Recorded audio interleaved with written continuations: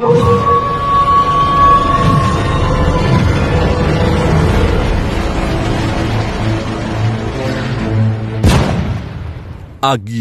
ni Paraon. Mga kaagimat, travel tayo ngayon papuntang Valencia, Bukidnon para manggamot. Meron kasi tayong subscribers doon na palaging nanonood sa YouTube channel natin at naghingi ng tulong kasi may sakit o karamdaman yung papa nila. Kaya puntahan natin mga kaagimat at ating pagalingin. Sabayan nyo ako sa biyahe mga kaagimat at enjoy sa panonood. Next time mga kaagimat, magturo ako sa inyo kung paano manggamot para naman makatulong tayo sa kapwa. Sa akin mga kaagimat, libre lang yung panggamot. Pero syempre, yung mga agimat na gawa natin, yung mga sangkap, mahirap kasing kunin. Kaya meron talagang presyo yon. Travel sa malayong lugar, gutom, pagod at uhaw para makakuha ng sangkap ng mga agimat. Kulto ka, kulto? Nakaano ni sir? Kulto ka, kulto? Siya mo kabok, takot siya. Siya mo siya. Siya. Siyam ka espiritu ang sumanib sa kanyang katawan. Sa video na to mga kaagimat, nawala-wala yung boses sa pag-records. Ewan ko kung bakit. Sino po mga kalidat ng kulto? Ito. Kasi alam yung grupo sa kulto. Kaya mag-voice over na lang tayo.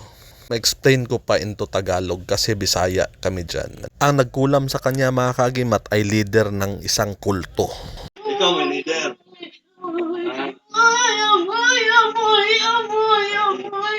Apoy. Kanto kayo nakita ng apoy. Apoy yung grupo na kulto. Gamit mo yung kanto. Gumamit din sila ng mga engkanto mga kaagimat. Apoy. Anong yung manggibarang si Yun palang matanda na lalaki na ka-red mga kaagimat. Siya yung nagkasakit. Balik sinalil ko lang sa anak niya. Doon ko pinasanib yung mga espiritu. Bayad siya mo.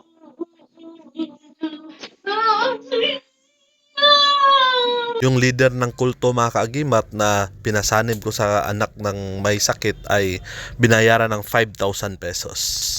Pila ba yun? Pila. Ako kaya nagkasubo sa inyo. Tagawag sa istorya o pangitawa. Dito na part mga kaagimat ay tinawag ko ang espiritu sa taong nagpakulam para malaman natin kung ano yung motibo niya, kung bakit siya nagbayad o nag-hire ng isang mangkukulam. Dito na part mga kaagimat ay nalaman natin ang pangalan ng taong nagpakulam kay tatay. Pero hindi natin pwedeng sabihin ang pangalan sa nagpa-hire ng mangkukulam o yung nagpa-barang sa kanya kasi privacy nila yon. At agad naman nilang na-recognize kung sino ang tao na yon. Kapitbahay lang nila. Ayuta. Yuta na yuta. Ah, yuta. Saan mo parente mo dili? Parente? Silingan mo silingan. Silingan.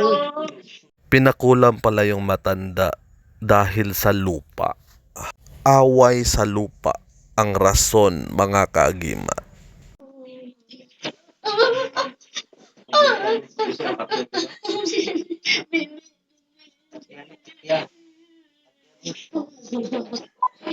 Dito na part mga kaagimat ay tinanong ko ang nagpakulam kung magkano ang binayad niya para magpakulam. $5,000. 5,000 pesos daw ang kanyang binayad sa mangkukulam.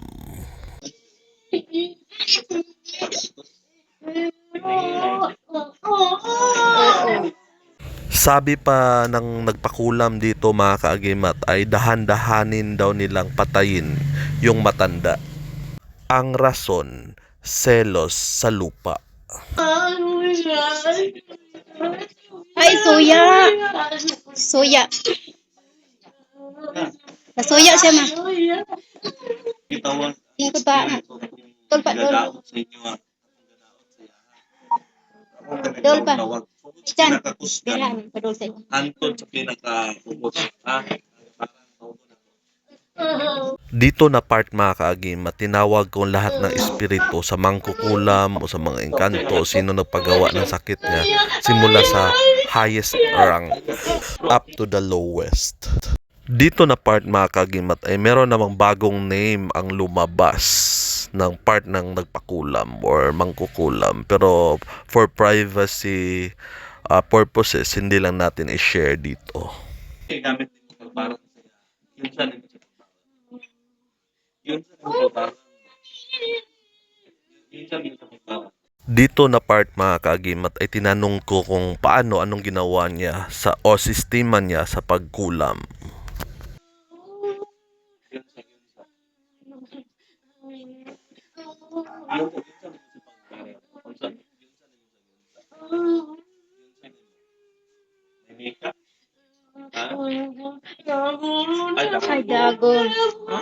Dagong. Ay, manto ba magkuslok siya? Bangko kayo magsinok-anak siya. Sa may makeup. Ito no may Ginamitan pala nila ng dagom at manika at tinusok-tusok. Kaya pala ang tiyan ng matandang naka-red na yan ay parang may tumutusok sa kanyang katawan at palaging sumasakit ang kanyang tiyan. Ang Tagalog ng dagom mga kaagimat ay karayom. Paklas. Tanga karon kayo. Dito na part mga kaagimat ay pinabaklas ko sa kanya or pinatanggal ko ang lahat ng kanilang kapangyarihang kulam para mawala na ito. Tambangan niya yan. Walang para.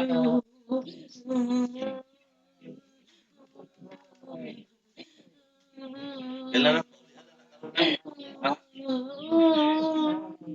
Dito na part mga kaagimat ay tinawag ko na naman yung ibang espiritu na namensala kay tatay. Sa pag-record ko ng video na to mga kaagimat ay first time pang nagka-trouble, wala-wala yung pagka-record ng boses mga kaagimat.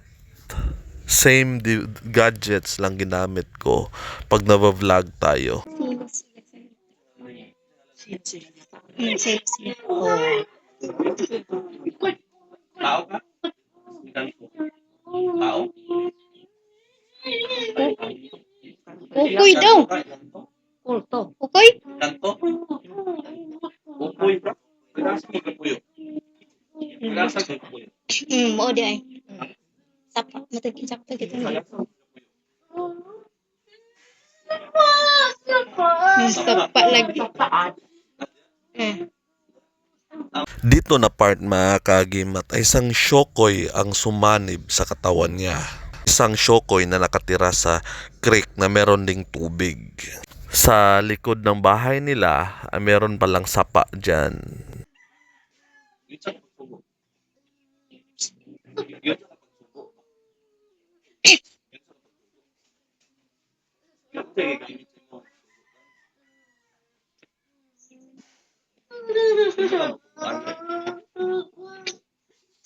Yun sa gamit mo.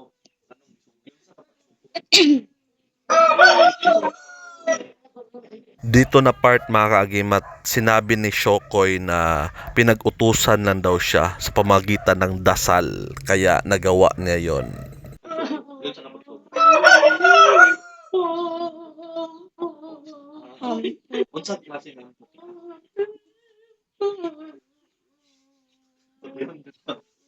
Unsa klase ng Be. Patong cellphone. Padayon. Dito na part mga kaagimat ay tumawag na naman ako ng iba pang espiritu na gumagambala o nagbibigay sakit ng kanyang ama, yung matanda. Abi. Dito na part mga kaagimat ay engkanto na naman ang lumabas. Engkanto na nakatira sa punong kahoy na taga Cebu. Kulto. Dool sila. Dati-rati kasi mga kaagimat ay tumira din ang matanda sa Cebu. Parang taga Cebu din sila. Dito diri kalaki dito. kanto? Diri kalaki. Pag-asa po kanto. Sibog. Ano ka po yun? Pato.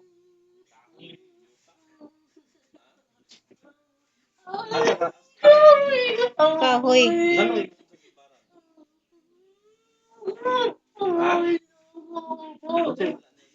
Sabi ng engkanto na taga Cebu nakatira sa puno ay pinag-utusan din siya. Siya ang ginamit na sandata through dasal magkasakit or kulamin niya or siyang gawing instrumento na magkasakit yung matanda. Kung nagkakatambalan ka ni Waon ang imong kuan. Dito na part mga kaagimat, pinabaklas ko na din ang lahat ng ginawa niyang mahika at mawala na yung bisa, yung kulam nila. Ang istorya ng Pwede na sa puno.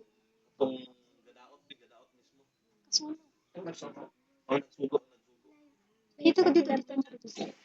Distansya na. Dito na part mga kaagimat, tinawag ko naman yung nag-utos sa mangkukulam. Yung principal talaga na nag-utos. Kala ko. Ay, wala na ako ba?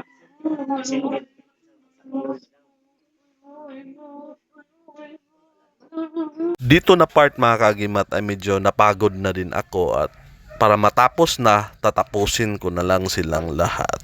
Para gumaling na din si tatay at hindi na siya balikan.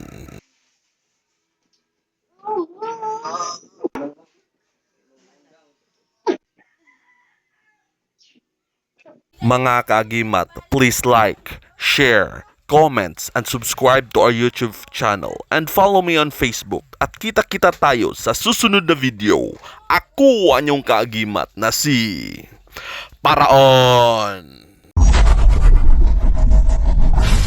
Marami pong salamat sa inyong panunood.